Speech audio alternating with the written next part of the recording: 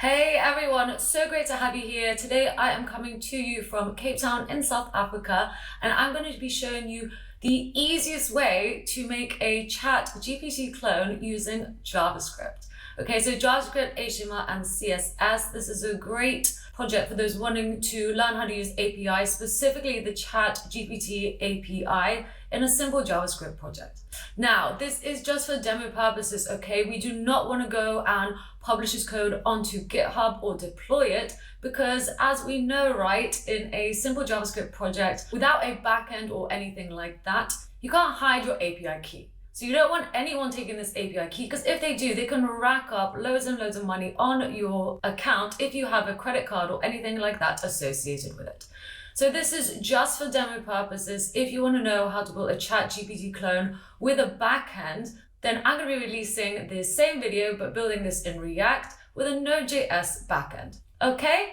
We can, of course, also have a JavaScript front end and a Node.js backend, but I think the React app will be way more fun to build. So what are we waiting for? By the end, you will have this ChatGPT clone, which we will be able to build using JavaScript, HTML, and CSS. And then we'll be able to ask it questions, as well as have a history of all the things we asked it before.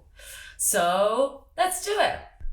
Okay, so first off, we're just going to start a new project. I'm in WebStorm, so I'm simply going to select new project, and I'm going to select an empty project. So it's being saved in my WebStorm projects directory or folder on my computer, and I'm just going to call it JavaScript ChatGPT clone, and I'm going to create. So that's going to spin it up for me, and now I'm just going to add some files. So I'm going to create a new file. It's an HTML file. Let's call it index.html. You don't really need to put that HTML extension in WebStorm, but I'm doing it here for those who are not using WebStorm. And then I have this boilerplate code set up. So if you don't have this boilerplate code set up, please copy it here. And I'm just going to do JavaScript chat GPT clone, just like that. And of course, we also need to create some more files. So I'm going to create a JavaScript file called app.js, and then also a style sheet. So I'm going to create a new style sheet. Let's call it styles, because it holds all our styles.css. So there we go. That is what my project looks like at the moment. I'm just going to make that smaller. So what do we need to put in here? Well, first off, I'm going to create two sections, one for the sidebar and one for the main bit. This is actually not going to take much CSS and HTML at all. So I'm just going to create a section. There's my one section. I'm going to give it the class name of sidebar. Okay, and another section. This one's going to be the main section. So I'm just going to give it a class of main to differentiate the two sections. We can pick them out by their style. Okay, so what's going to go in our sidebar first? Well, in my sidebar, I'm actually going to have a button that says new chat, and it's going to clear our input, okay, our search input. After that, I'm also going to have a div, and this is going to hold my history. Okay, so all the previous commands that we wrote, and I'm just going to style it up a bit. So I'm going to give it the class of history, like so. You don't have to use the same style names, but you know, for the sake of the tutorial, maybe copy along and you can change them later. Next, I'm going to create a div, and this is going to hold my nav items. So I'm going to give it the class of nav, and then for now, I'm just going to have a p element that says made by Anya. You can of course add as many elements in here as you want. You can put in links and so on, but I'm just going to have this. And now in my main section, I'm going to have an h1 element that says Anya GPT, because that's what I'm calling my clone. Then under here, I'm going to have a p element that is just going to show the output of my search. So I'm going to give this the ID of output so we can pick it out, just like so. So that's one tag and another tag. And after that, I'm going to have a div. And this div is going to hold a few things. It's going to hold the input and then a little button to submit our query, right? So I'm going to give this the class of bottom section so we can pick it out. And in here, I'm going to have a div. And this is actually going to hold my input and my submit icon essentially. So let's also give this the class of input container. And then in here, I'm just going to put in an input element, just a self-closing element, and a div. And this div is going to have the ID of submit. So just like that. Now under, so this is a child of the main section. This is a child. This whole thing is a child. I'm going to also put a P element. And this is just gonna be some sub info. So let's give it the class of info so we can make the text smaller by picking out this element. And then I'm just gonna put ChatGPT. This is just from the website itself, March 14 version. In fact, I'm just gonna paste it so we don't have to write it all out. But of course you can pause here if you wanna have this full text right here. So that is what that text is gonna say. Okay, so actually now we are done with the HTML part. Please pause here to have a look at it or slow it down. But essentially that's it. Maybe if I zoom out for some of you, you can see everything. That is everything, okay, with the correct formatting. Wonderful. So at the moment, if we open this up in WebStorm, I can just click here and that will bring everything up. And if I inspect the page, you will see that section that we made. So there's our section, there's the other section with all the stuff inside of it. Okay, so now let's get to styling up. The first thing I want to do is make sure the sidebar's on the left and the main section is on the right. And for that, we need to link up our style sheet. And I'm going to link up the JavaScript file while we're at it. For those of you who aren't using WebStorm, you can view this by getting the index HTML page, copying the path, copying the absolute path, and just pasting in here like so. It's the same thing. Great. So let's carry on.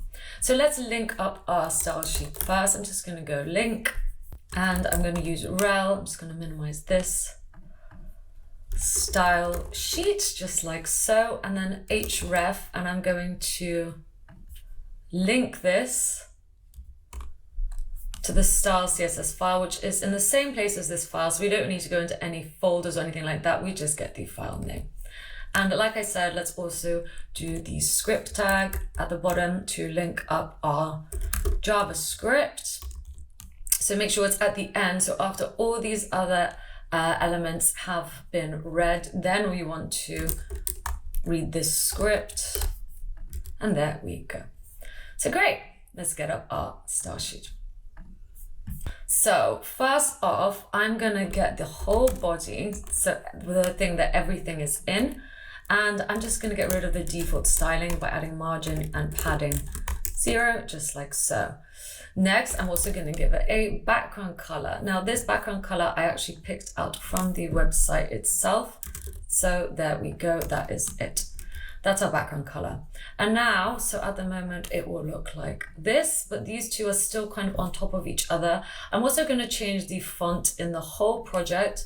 So by adding this star like so, that means everything in my whole entire project is going to have the font color of white, which is #FFF. Okay, you could do 3 Fs, but you know, this is a shorthand for 6 Fs. So that's what I have done. So now the text will be white.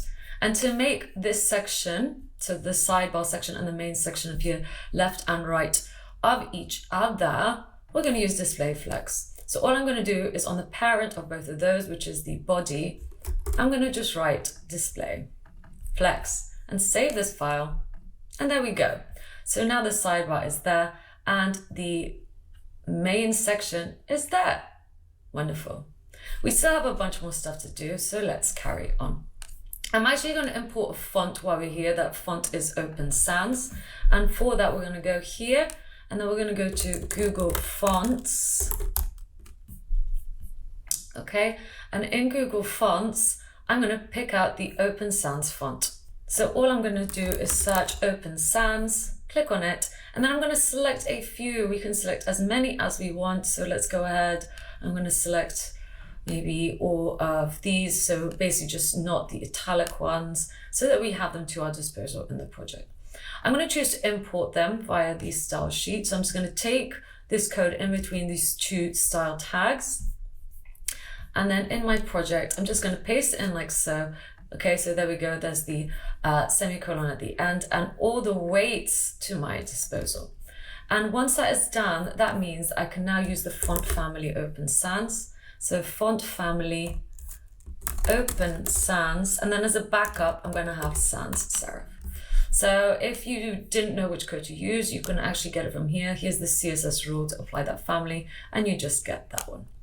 Great, and that's it. So that just means that that font will now be applied to my project.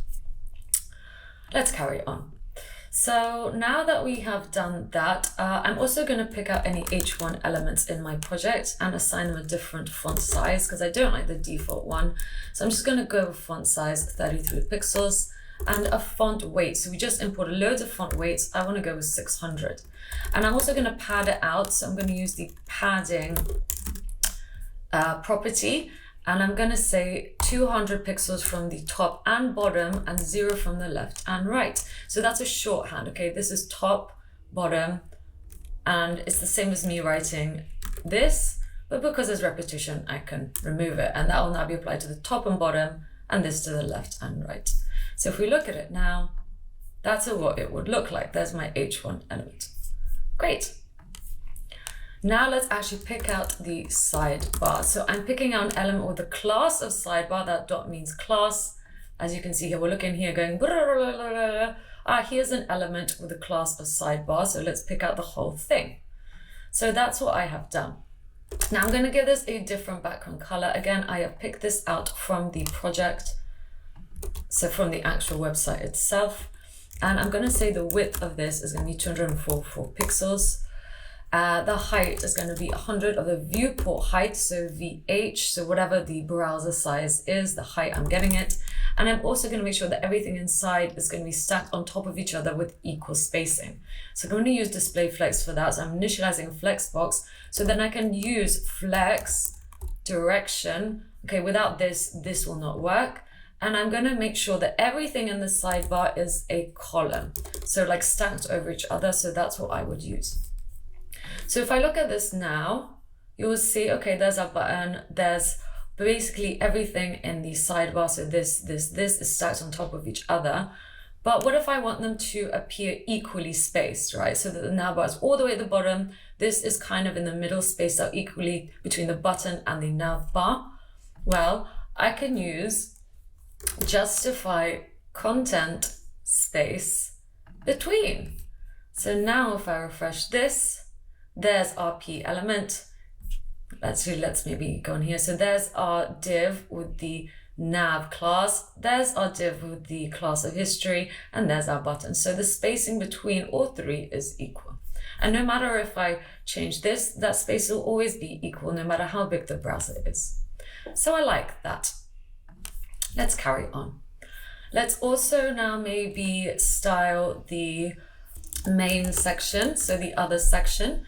Once again, I'm going to use display flex, and I'm going to use flex direction column just to make sure they're all stacked over each other. But this time I want to align items to the center. So I'm actually aligning them from left to right because we've changed axis of display flex. If none of this makes sense, please do check out my full stack developer course where I go into this in a lot more detail, as Flexbox can be quite confusing.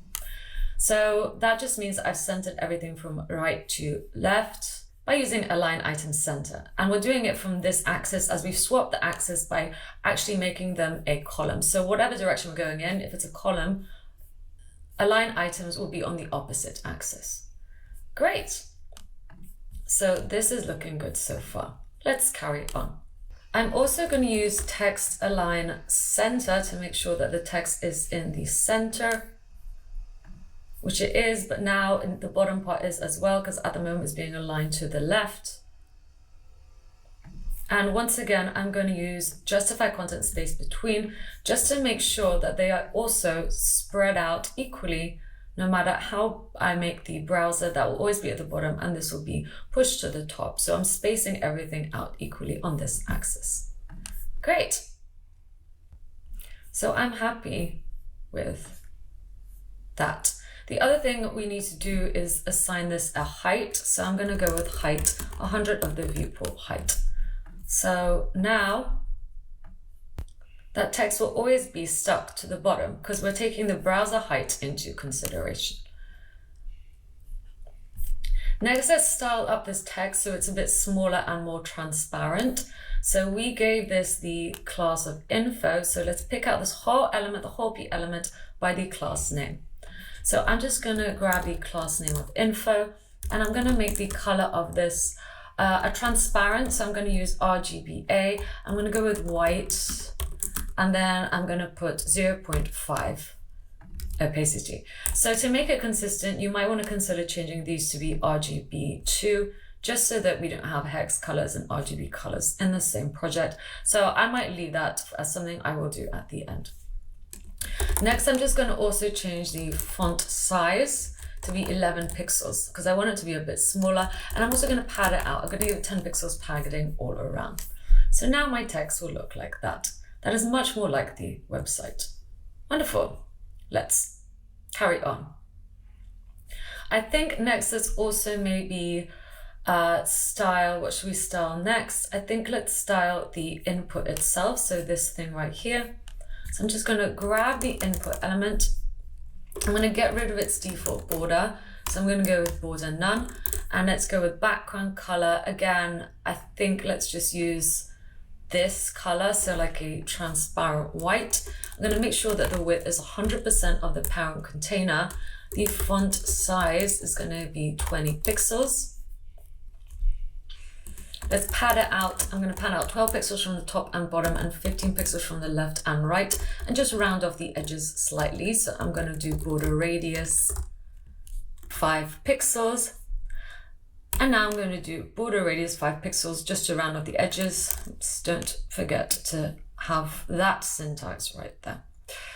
Okay, and finally, I'm just going to add a box shadow because who doesn't love a box shadow?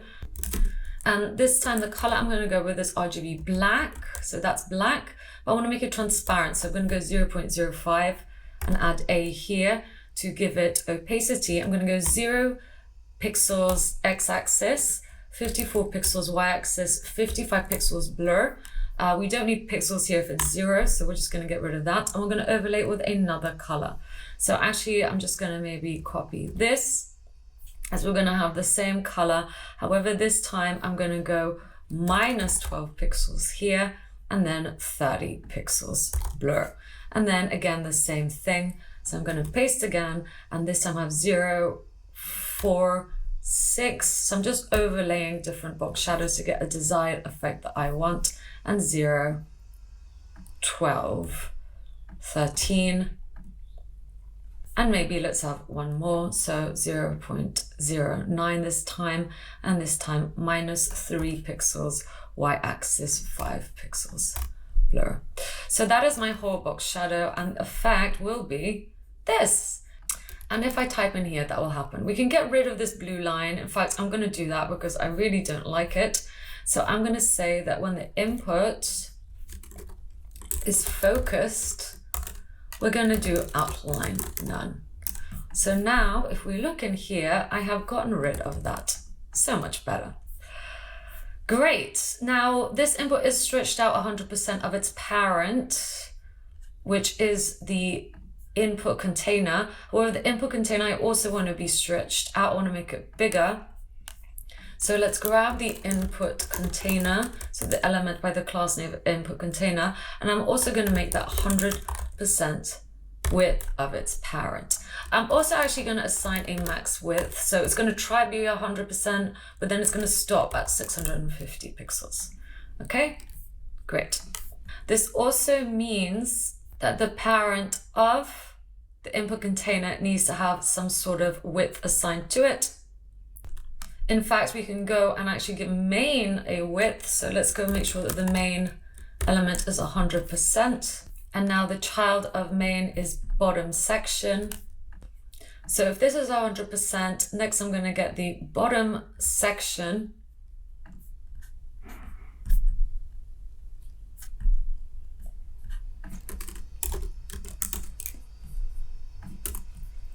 And also make sure that width is 100%.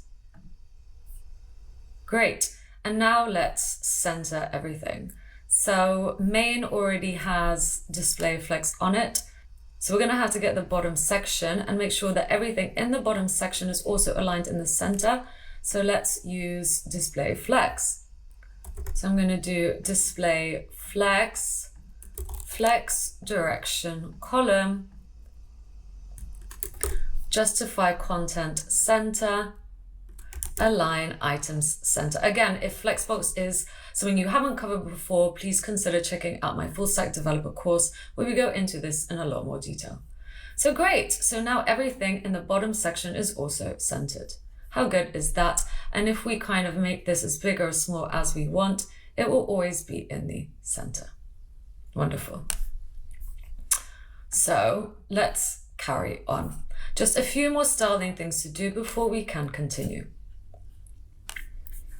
So next, I'm just going to style up the input container and submit button. So for this, I'm going to actually go in here and put in a text symbol. So it's this little arrow right here that I've taken off the internet. That's a text symbol. If you want to get your own, I'm just going to Google it so you can see. You can get it from here. So just copy that. That is the URL that you would need. So now if I refresh this, there's a little text symbol. However, I want it here, right? I want it to appear on the actual input itself, which is why I put them both in an input container so that I can position them thanks to position, relative, and absolute.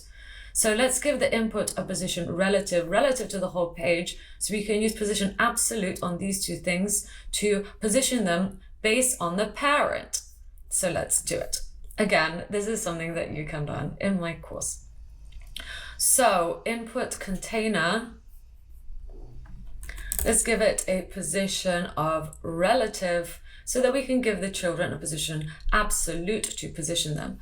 And I'm going to get the input container or the element by the class of input container and say that if an element with the ID of submit lives inside of it, that is the syntax for doing so, I'm going to give it a position of absolute. Okay, so now if I refresh this, that shows up here, and now I'm going to position it in relation to the input container. So I'm just going to go right 0, so it should appear on the right 0.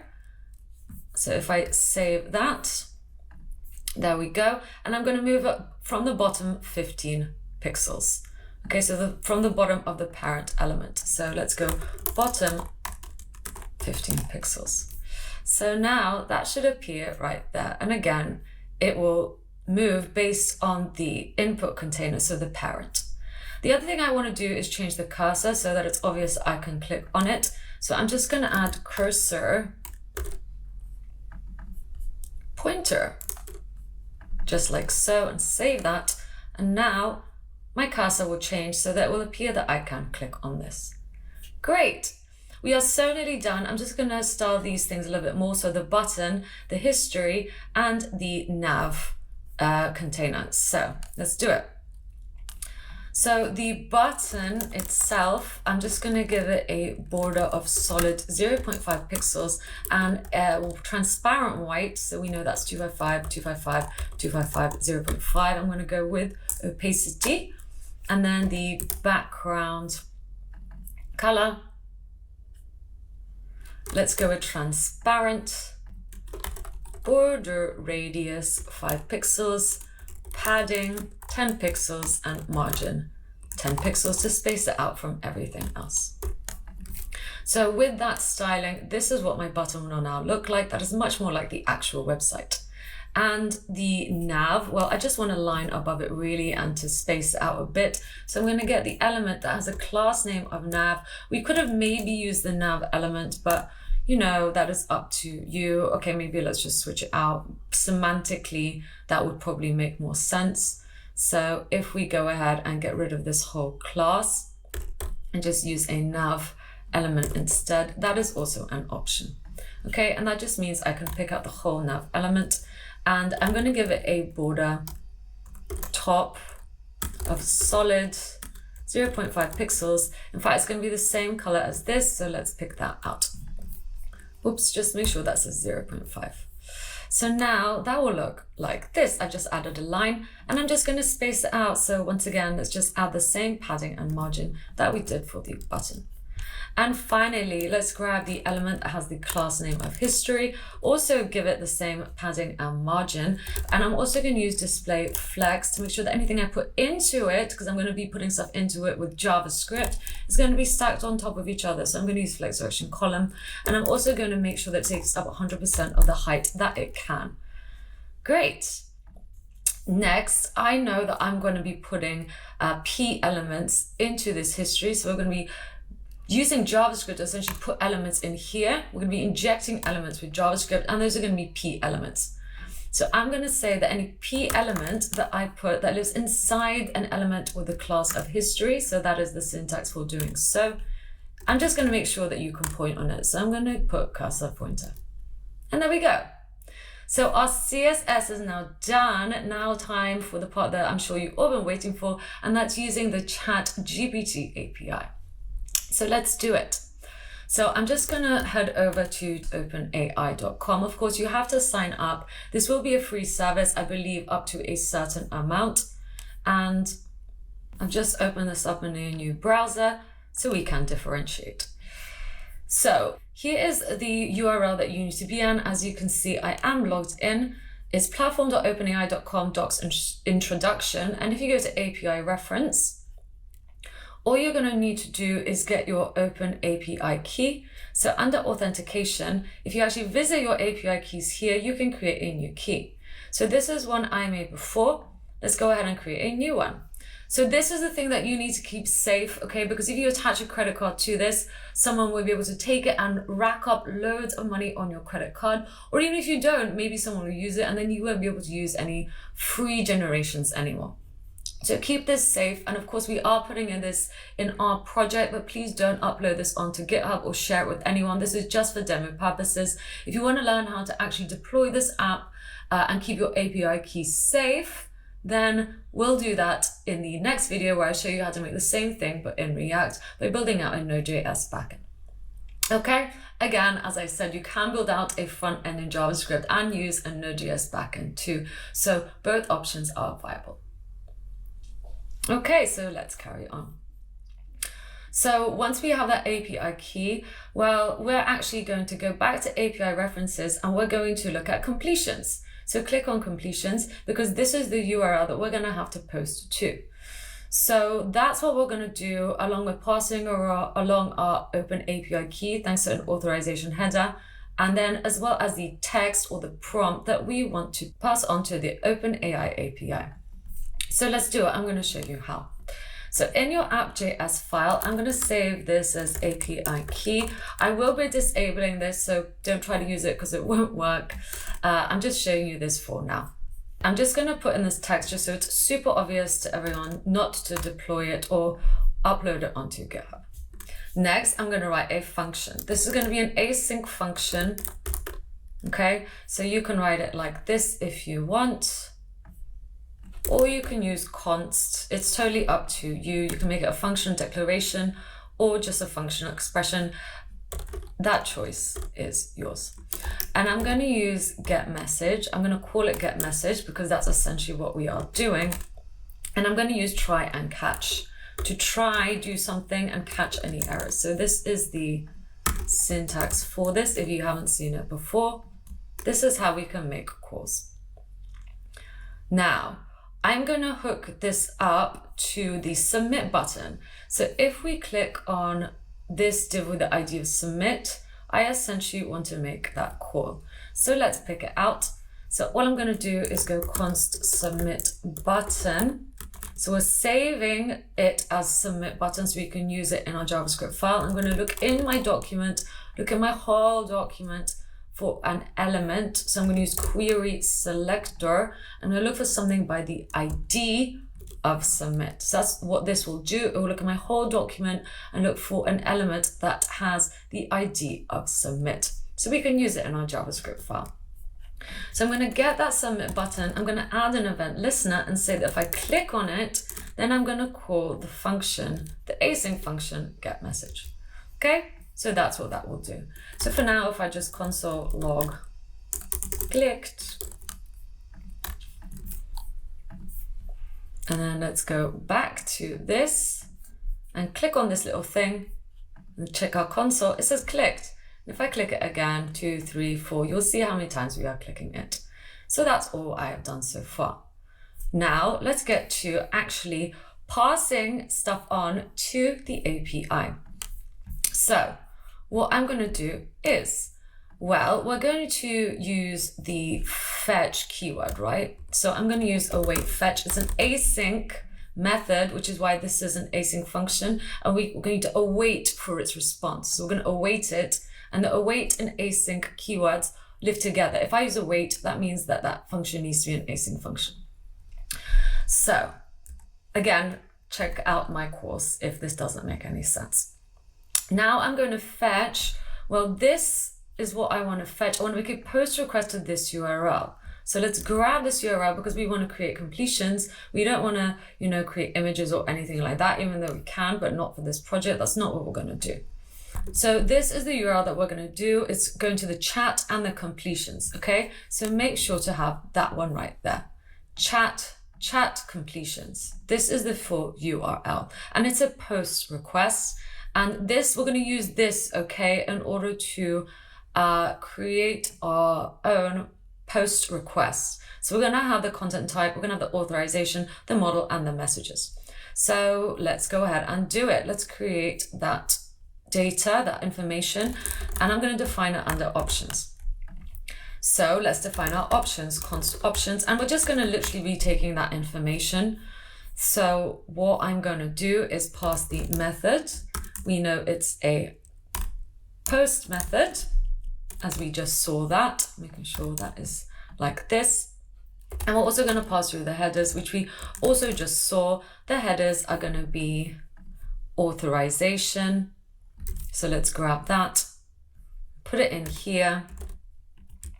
And then we're going to do backtick so we can write code in here because we're going to use our API token. So $ curly braces is how you'll put in code, and I'm just going to pass through this API key. So that's all I am doing. Next, what else do we need? We need to pass through the content type.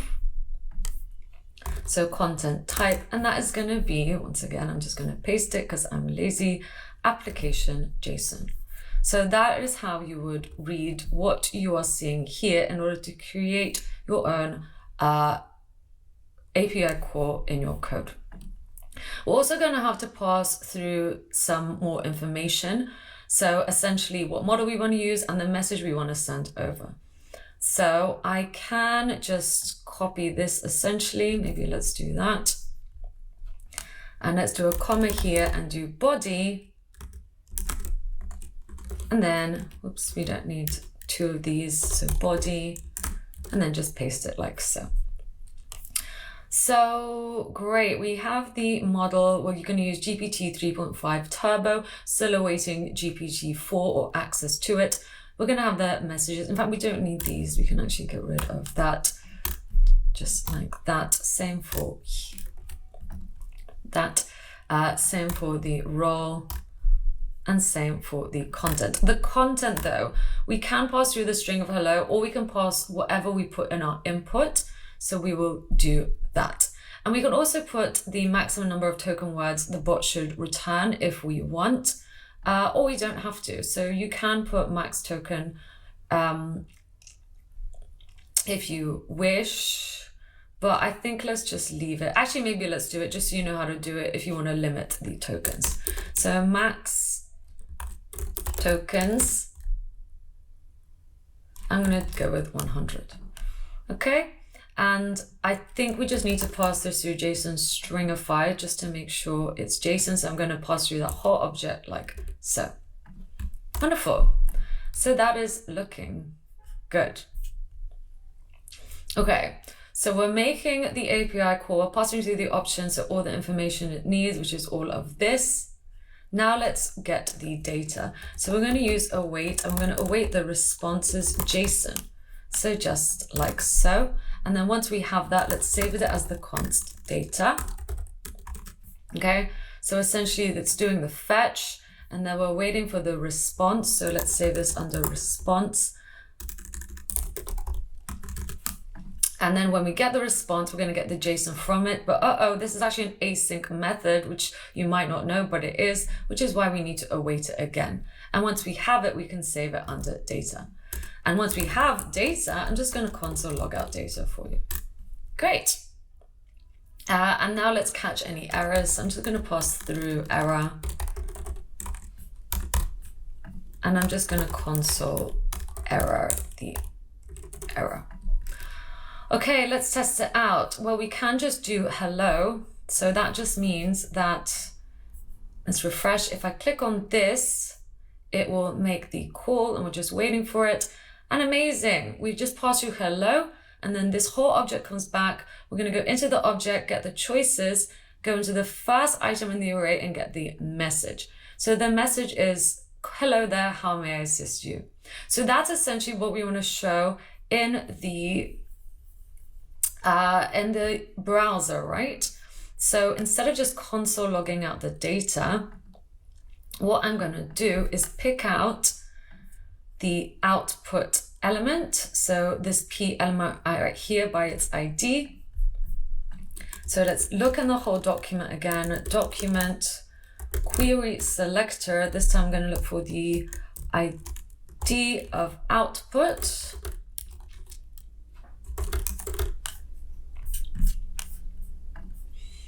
Let's save it as output element. So I'm just going to get the output element and I'm going to use text content to get the data. However, go into the object, get the choices, as I said, go into the first item of that array, get the message. So let's have a look here again. So we're getting, this is data, right? So that's what we saved as data.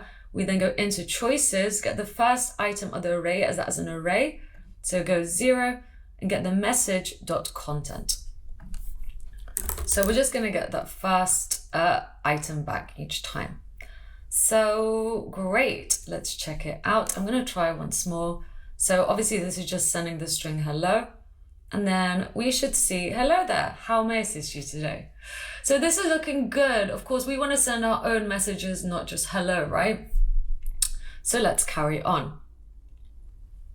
One thing I also want to do is just save it as the history. So if this exists, right? Because we don't want to save empty strings. We just want to make sure that if something exists, then what I'm going to do is create a P element, document create element, and I'm going to create a P element, so a paragraph element, or maybe let's make it a P element, that is fine. And that P element, I'm going to get the text content and I'm just going to get whatever we actually wrote in the input. So actually maybe we should do the input first. I'm just going to comment this out for now. I'm going to pick out this input.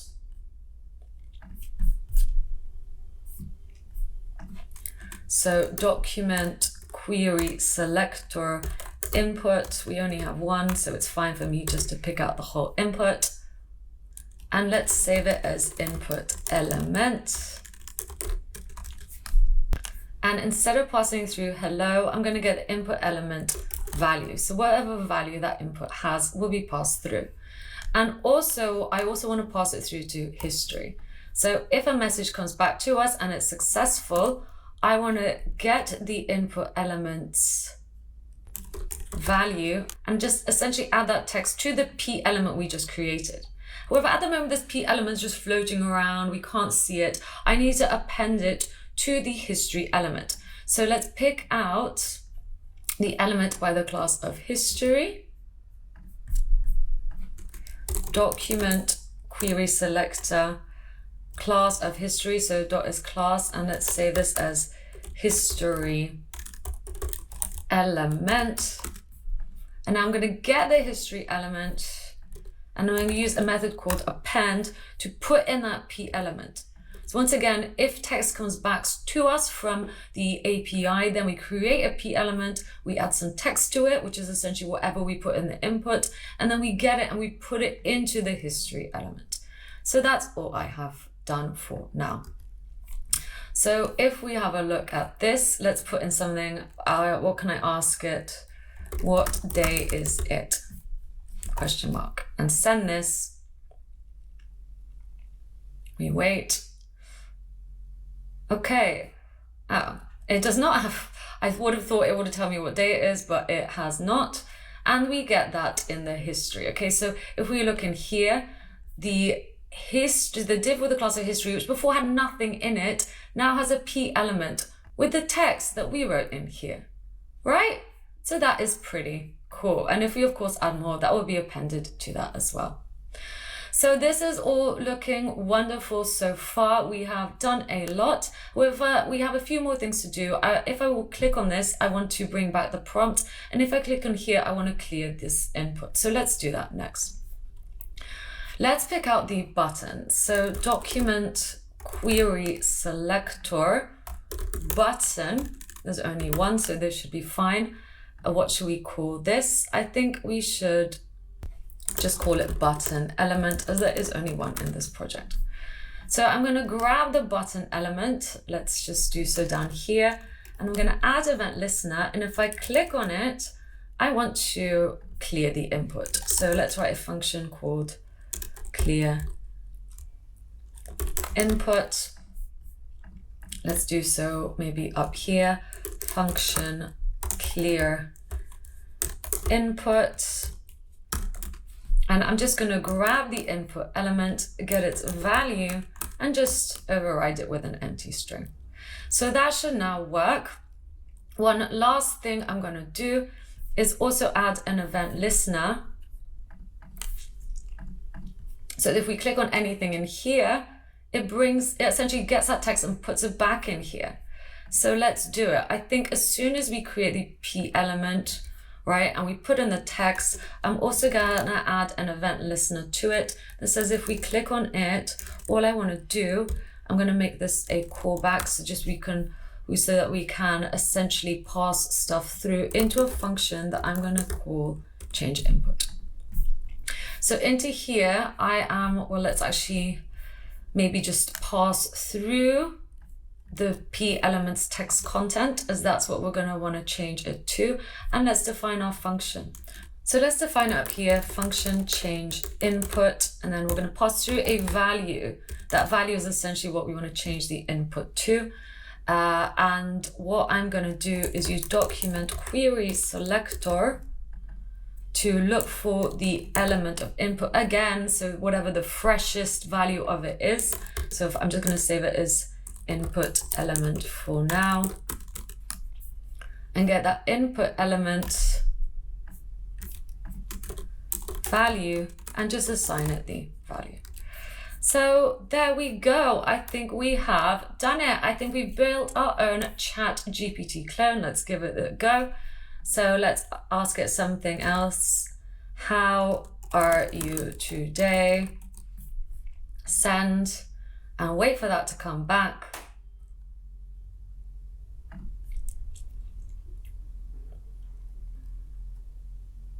Okay, so there we go. We are getting some text to come back to us, and it gets saved up here. And then if I go, what can I ask it now? What is 4 + 2? And send that over.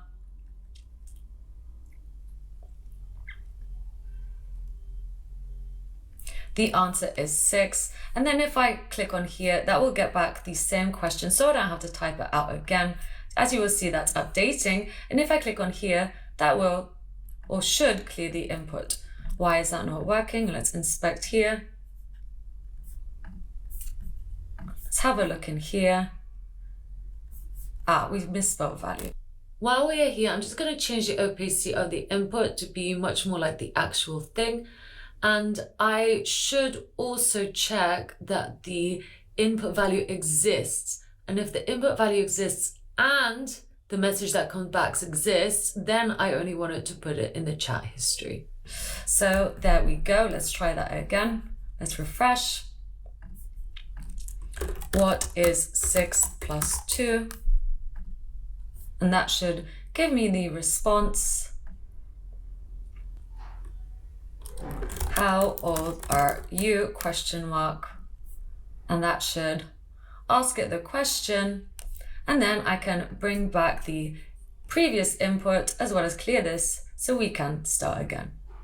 Great. So I hope you've learned something new. I hope you've learned how to use the ChatGPT API, or in other words, the OpenAI API that powers ChatGPT. As a beginner, it could be quite frustrating when you want to use this, but you haven't learned React yet, so that is how you would do it for your own personal projects. If you want to level up, check out my video on how we build the same thing but in React next.